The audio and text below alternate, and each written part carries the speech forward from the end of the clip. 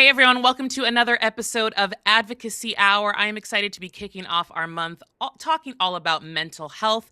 Mental health is something that is usually talked about individually, but we're going to talk about it structurally today. We know for many Black and marginalized communities, mental health is shaped by racism and generational trauma and systemic barriers. And even in faith spaces, we're often told to pray it away, endure it, or stay silent. But silence has a cost. And so that's why I'm really excited to bring our guest today, Ms. Ashley McGirt Adair. She is a licensed psychotherapist, a trauma specialist, international speaker, and the founder and CEO of the Therapy Fund Foundation. Her work centers eliminating barriers to mental health care in Black and historically excluded communities and helping people navigate racial trauma. She's also the author of the newly released book, The Cost of Healing in Silence, which explores how racial bias shows up in mental health systems. Ashley, thank you so much for joining me today. Thank you for having me. Super excited to be here. Yeah. So as I mentioned, we are focusing on mental health this month at TNE, and specifically in faith-based spaces. As I mentioned, we don't really talk about mental health, but I'm a huge advocate of you can have Jesus and a therapist and deal with your mental health all in the same space. But I want to talk specifically. Let's start with your book, The Cost of Healing in Silence. I was really taken aback by that title because I don't think people realize when you don't talk about your mental health that has such a detriment to your existence as when people talk about it negatively. So, what does that phrase, the cost of healing in silence, mean to you, and how did you come up with the title? So I was very intentional in choosing the cost of healing in silence. I could have very much called it the cost of suffering, but I really Mm, wanted to focus on that aspect of healing and speak to the individuals and the communities who are actually trying to do the healing work, but we're doing it inside in a silo and we're not speaking truth to power and actually naming the thing that actually bothers us.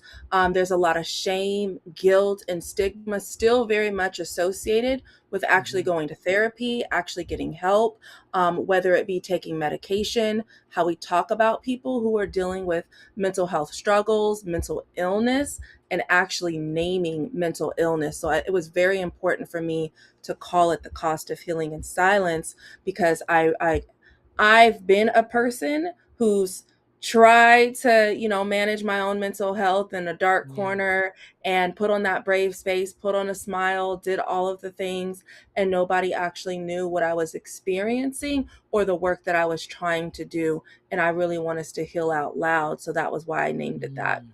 I love healing out loud. I think that's beautiful because I think not only if you lead by example by sharing what your experience is, and other people may feel emboldened to share what their experience is as well, and then healing can be kind of this collective liberated experience, which I think is really beautiful.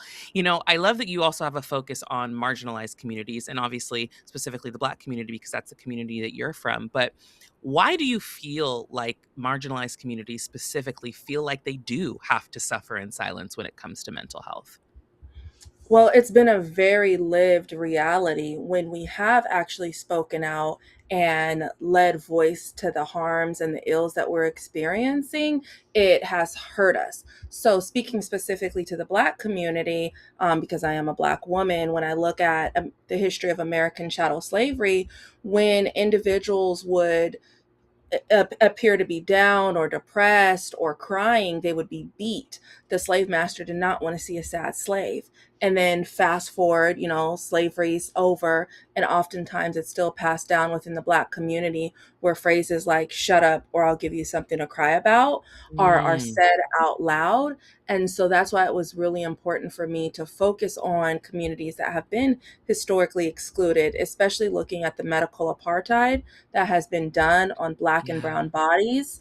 I think a lot about Louise Little, Malcolm X's mother, who spent 25 years of her life in a mental institution because she spoke out against being Mm, discriminated against. And, they said she was paranoid because she couldn't possibly be experiencing racism. mm, mm.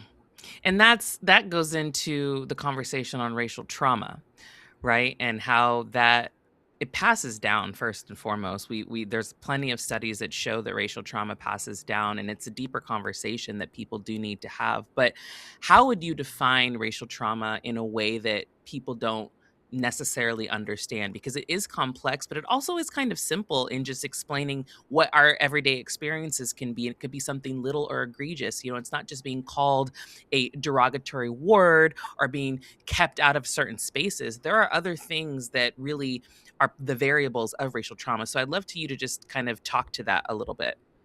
Absolutely. So, racial trauma is really the impact that racism has on our mental health, our behaviors, our brain, our bodies, how we show up as communities of color. And it doesn't actually have to be something direct, just being exposed to vicarious trauma, secondary trauma. Hearing about things like George Floyd, police brutality, anti Blackness, all of those things have an emotional and psychological impact on the body, Sure. and it stays with us. And whether it's something that we've actually experienced, whether it's something that's real or perceived. And I say that because oftentimes we're questioning, did this happen because of my Blackness? Did this happen Yeah. because of my skin color? So whether it's real or perceived, it still has a visceral impact on the body. And it actually impacts Black community members, our mortality rates, when we're looking at, things like adverse childhood experiences, and how many of us who are exposed to systemic oppression, racism, the implications of chattel slavery, and how that has literally shortened our lifespans, which is why I do this work. I tell it through the lens of my grandmother's life that was cut way too short. And when I look at her life and the life of other Black and Brown patients that I served as a hospice therapist, many of them were dying way too early at disproportionate rates than that of our white counterparts, who were Mhm. living well into their hundreds. And they also experienced trauma too. But when you have Yeah. that layer of systemic oppression and racism, and how that really impacts the body and how we show up within the healthcare system, how we're mistreated, overdiagnosed, misdiagnosed, and many people are not actually trained to practice from a culturally responsive lens. So that's why it was really important for me to write this book, so that I could Mhm. provide tips to medical providers as well as laypersons who are just experiencing, life stressors and all the things that we go through. Sure, sure. It's interesting. I've talked about my personal experience as well. Just little things like getting pulled over by a cop, right? Our experience and what our body goes through in that moment, not knowing what will happen, is something that a lot of people don't have to experience, but we're responding that way because of history. We're responding that way because of statistics and because of the outcomes. And I think that, I don't think that a lot of marginalized communities have been given the privilege of claiming mental health for their responses and reactions to certain things, but it's because people also have never had that experience, and also that's not their history. You have to go through the world with that lens of wondering, as you mentioned, Yeah. like, is this happening because of the color of my skin, or is this happening because of something else? And having to constantly carry that, there's no way it wouldn't affect your mental health, right? Right. It causes things like anxiety, depression, hypervigilance, so many different things when we're looking at generations of historical trauma that's been passed down. Yeah, yeah. It can be debilitating, but I know Mhm. I'm a huge advocate for people going to therapy. I push it all the time. I'm even telling my parents that are in their 70s, I'm like, go to therapy. They're like, I don't need to go to therapy. I'm like, Yes. it's never too late to go to therapy. And you especially need Never. to, because y'all grew up in the South and Jim Crow. You probably have some things that you need to talk about. So I'm glad that you're pushing that. I think it's super important. I love that you also brought up the bias in the health system, right? Yeah. With therapy and just reproductive justice, just regular care. So what does it actually look like in practice for people to address our concerns as part of marginalized communities? Because I think, as you mentioned, there's people that don't necessarily get that training. So what would that actually look like? As far as for the provider, it looks like the provider going an extra step above and beyond, actually doing the work to read and learn about communities of color. Oftentimes, we're taught from a Eurocentric lens. And so we're provided with therapeutic modalities that were done on and for white bodies. So then we have to take those trainings and apply it to communities of color. So I Mhm. think it's very important for clinicians, medical providers, anyone who's working with a wide array of individuals to really be intentional in understanding how things show up with communities of color. When we're looking at the DSM, the Diagnostic Statistical Manual, oftentimes, we have our own internal biases that show up, like how the person who said Louise Little could not potentially have experienced racism or discrimination and labeled Sure. her paranoid, but a person who has an understanding of what's going on in the world can see how maybe this person could actually be experiencing discrimination. And you have to move yourself outside of that. And that's what's Mm. really important when you're doing the work of being a culturally responsive provider. Whether it's, reading books, going to the library, or watching films, and really understanding how things show up, not using your client as the teacher or the educator. And that's one of the reasons why I actually became a therapist. I ended up Mm. having to train my therapists and teach them in my sessions about race Hmm. relations in America. And I was a child. And I'm like, we have to be willing to do the work. I shared how I was a hospice therapist, and I learned about other religious and spiritual practices at the end of life. While they were not my religious or spiritual practices, it was important for me so that I could sit with those who are dying and be able to relate to them and understand and support them during their end of life process. Wow. Wow. That's quite an experience. As you were talking, I was thinking, what is it like in reverse for you as a Black female therapist? Have you ever come across someone who maybe felt like you weren't able to give them the care they needed because you didn't represent them?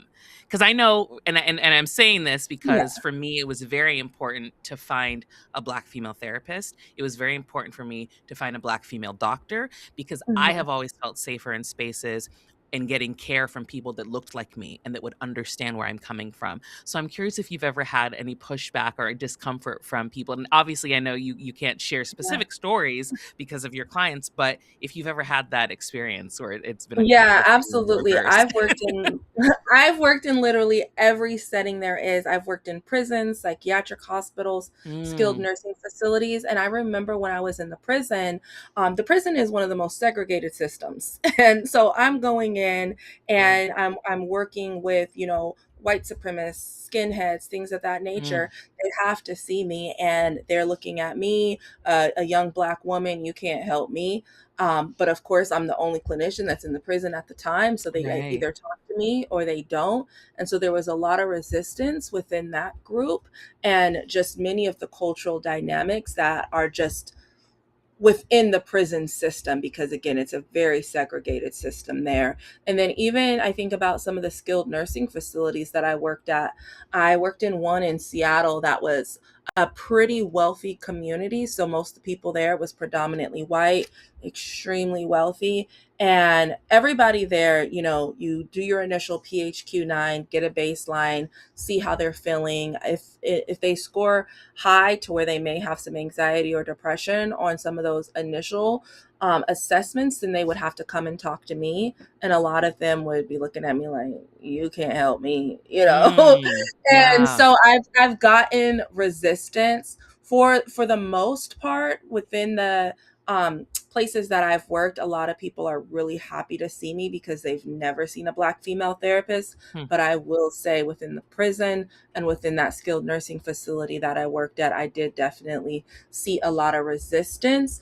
And again, just socioeconomic status. A lot of those people were very wealthy and older. It's a nursing facility, so they did not see and view mental health or mental illness as something that's real. We can't see it like we can see a broken arm. So Sure. sometimes people, they have a lot of just false realities about what it is and the help that they can receive. But once I break down those barriers and I get through that door, sometimes it hasn't happened and it's like we got to get somebody else in, and that's okay Yeah. too. But just starting the conversations. But yeah, I've had resistance, but again, for the most part, people are super excited to see me, and really happy because they've never seen a Black therapist, especially Yeah. in the spaces that I've worked in. I think about the Black men that were imprisoned, and they were telling, many of them in there for decades, that they're never getting out. They're what we call lifers, and they were just so thrilled. Like, I've never encountered a Black therapist Mm. within this prison ever. I was one of the first that worked there. Wow. I'm sure that that was probably very healing and comforting, but I'm also listening to you speak and the fact that we're still having firsts.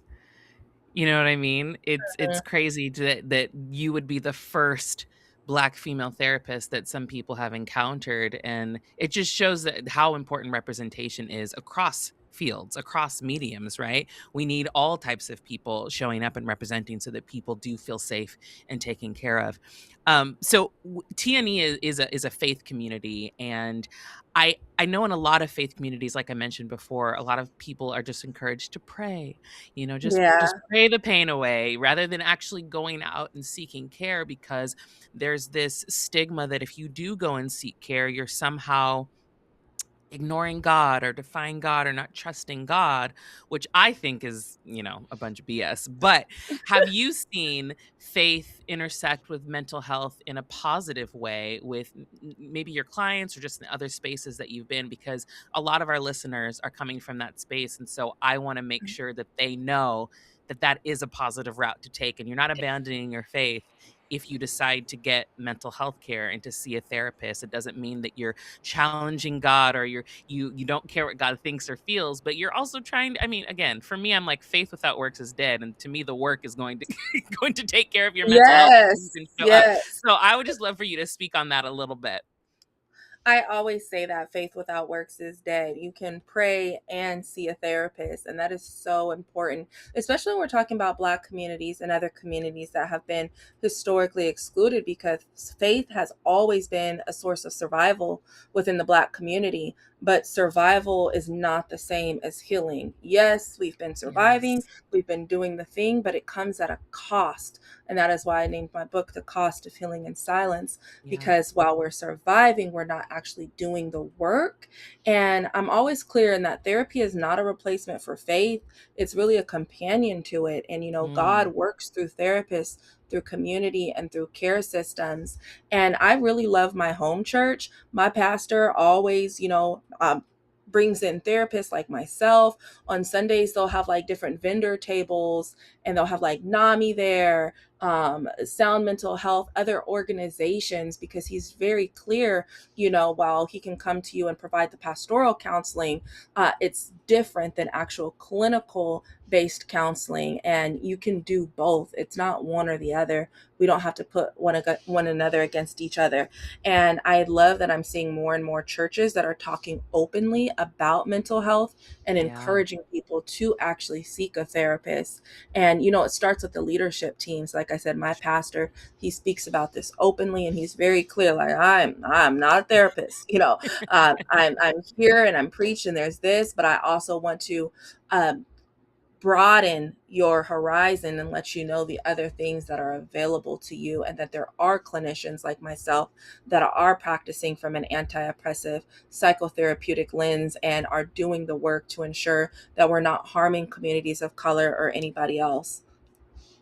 That's beautiful. I love you also mentioned psychotherapy. And so I would love for you to go through the different types of therapy that people can seek and how they're really targeted, because I think that that's something also that maybe somebody doesn't know if they need something specific, and hearing it from you might be helpful to them as well. And also I want to Yeah. learn because I know that there's different types. So I want to learn from you There's as well. thousands. There are thousands of types of therapy. And the amazing part is that you do not have to know each different kind of therapy. Oftentimes my clients don't even know the Mm, name for the actual therapy that we're doing, whether unless it's something like, I'm naming EMDR, which is eye sure. movement desensitization reprocessing, or we're doing CBT, cognitive behavioral therapy, DBT, dialectical behavioral therapy. So there's different modalities. There's couples counseling, individual counseling, family.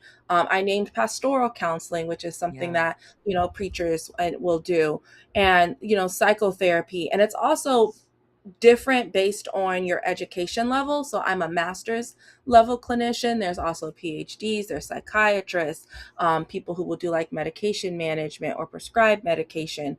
So again, there are thousands Yeah, what of a different spectrum. types Yeah. of therapies. And so I think what's important for the individual who's reaching out, like, hey, I want to try therapy, is to name the thing that's going on.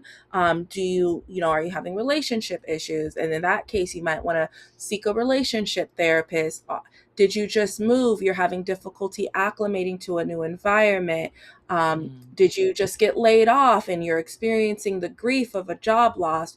Or maybe you had a family member pass away and you're experiencing grief in that way in the loss of life. So naming those things, the thing that's going on, and then having a consultation with a clinician, and they'll be able to direct you. You don't have to know, like, hey, I need this treatment, I need this mhm. modality, I need this type of counseling. Once you have that initial intake with the therapist, they'll be able to direct you and share. And the what I love now with technology, these directories, they have lists where you can check mark some of the issues that you're experiencing, and then you can find a clinician that actually specializes in that. So if you're experiencing anxiety, depression, you can check mark that on the directory, and then it'll give you a list of clinicians who have experience in those areas. Love it. Love those actionable items. I want to talk a little bit about Therapy Fund Foundation. Tell us about it and Yes. what it does. Yes. The Therapy Fund Foundation is an organization that I founded in an effort to eliminate barriers to healing. We are most known for providing free therapy services, especially because the name, Therapy Fund Foundation, but we do so much more than that. Any barrier that you can think of when it comes to your healing and your wellness, we're tackling that. Whether it's tuition assistance to increase the number of Black clinicians in the Mm, field, we host an annual conference to improve mental health outcomes for communities of color. We have peer support services because while I have the degrees and the accolades behind my name, I also understand there are individuals who have lived through things who can sit with you in a way maybe I cannot if I haven't actually experienced that. So, peer sure. support was something that was really important for me to build when creating the Therapy Fund Foundation. We have youth ambassadors. We get them trained in mental health first aid. They learn leadership skills. They go out in their community. They do different campaigns, and they're able to talk with their peers about mental health. We do a plethora of events, especially next with Mental Health Awareness Month coming around. So we do so many different things when it just comes to eliminating barriers to healing. But for the most part, we're providing education, advocacy, tuition assistance, and of course, the free therapy services. And what's your origin story? What led you to want to start that? Because I love everything that you're covering, but I know everyone has a really good origin story for the reason why they start something like that. Honestly, the Therapy Fund Foundation was community led. I've Oh, always wow. wanted to find a way to ensure that community members could get access to free therapy services and pay clinicians. We started during 2020 during a pandemic, and along with exacerbated racial stressors, George Floyd, Breonna Taylor, Ahmaud Arbery, the list goes on Mhm. and on and on. And so people were experiencing grief in the way that they had never experienced it, because we all lost something during COVID, even if it was Sure. just the ability to go to our favorite gym. And people were stressed out and really struggling and seeking therapists, and especially Black community members who were experiencing all of the anti Blackness and everything that was happening during that time. And they were looking for therapists, and many people had lost their jobs and they couldn't afford us. Mm. And I was doing a talk.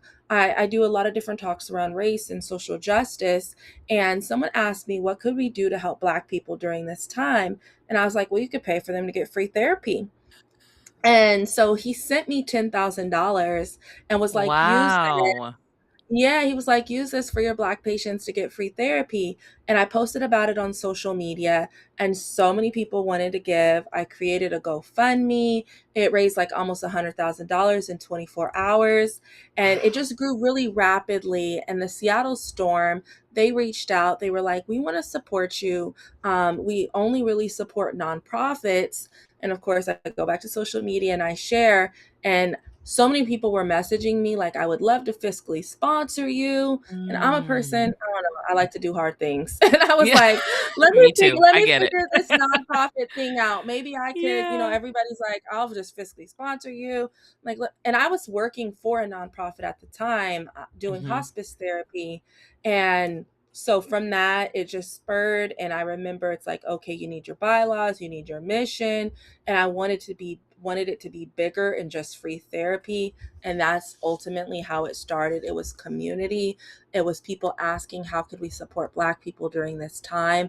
And that was the answer that came to me. I'm like, we never had access to Yeah. any type of group therapy or communal healing Yeah. after Yeah. watching our brothers and sisters be lynched, sold Mm. off, Jim Crow, mass incarceration, all of these things, and no healing ever occurred. And so that was the birth of the Therapy Fund Foundation. But again, it was community and just all of the people who were rallying behind me and what I was doing, and this very grassroots GoFundMe that just blew up overnight. And I'm like, well, I don't need all this money. How can I come up with a system to pass it on to other therapists as well? Because I can't see everybody. And I wanted to be like, Oprah, you get a therapist, you get a therapist. And, that was really the intention, to just see our community well, and also Yeah. therapists, because so many of us during that time were working pro bono, and we have bills and student loan debt too, just like, Sure. so many other people. And I kept seeing everyone going on the news, calling on therapists to provide free services. And I'm Hmm. like, let's do that, but also ensure that we're being compensated as well. Sure. So Yeah. some people forget that aspect and the services that we provide to clinicians to prevent burnout.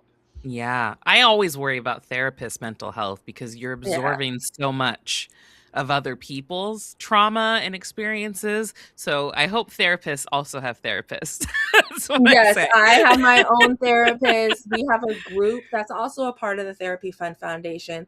We have a Thrive and Empower quarterly group where therapists just come together and we get to let our hair down and be vulnerable and get support from one another. And I just really love how everyone is able to have a space where they can be tended to, because so many of us in this work, we're tending to others and not often tending to ourselves. I love that. I love that.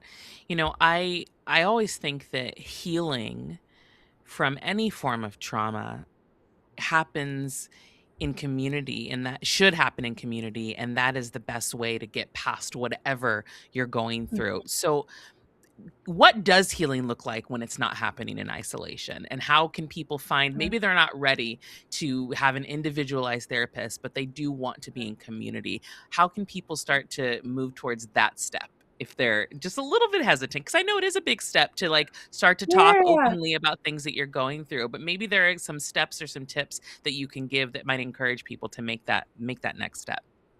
absolutely. And I love that you name that, because healing is communal. And Yeah. that has been such a huge part of my own healing process as well. And I really love group therapy, group sessions, just going in community spaces, whether, it's the YMCA, the Urban League, going to community events, being with like minded individuals where you can share your stories, you can hear other stories.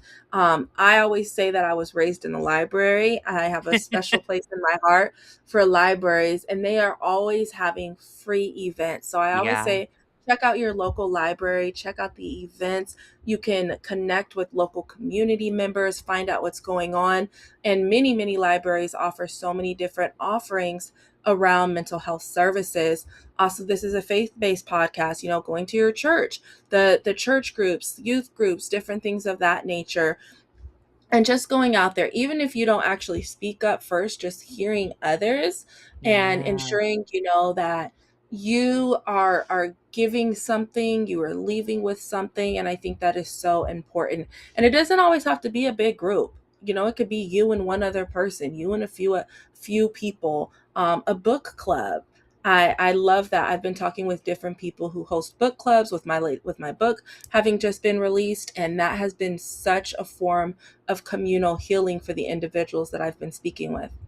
Yeah, I love that. I love that. Ashley, I really, really love the work that you're doing. It's so important. This is something that is very, very important to me personally. Um, just having grown up in America as a Yeah, Black right. woman and being a part of so many different spaces, I've had to learn to prioritize my mental health. And I can't tell you how much of a difference it has made for me as a wife, as a mom, as a Mhm. creator, as a leader. It because you can't pour from an empty cup, right? You have to be No. able to take care of yourself in order to give to other people. So I really love the work that you're doing. Can you let everyone know where they can follow you and support Therapy Fund Foundation if they are interested? Yes, you can find me on most social media platforms at Therapy with Ash, and you can support the Therapy Fund Foundation by following us at Therapy Fund Foundation or going to our website, which is therapyfundfoundation.org. Awesome. We'll make sure we have all of that stuff in the notes. Thank you again for listening to another episode of Advocacy Hour. Make sure you go to thenewevangelicals.com/connect to find all of our resources on mental health this month, and we will include information on Therapy Fund Foundation as well. Ashley, thank you so much, and we will see you next time, everyone. Bye. Thank you.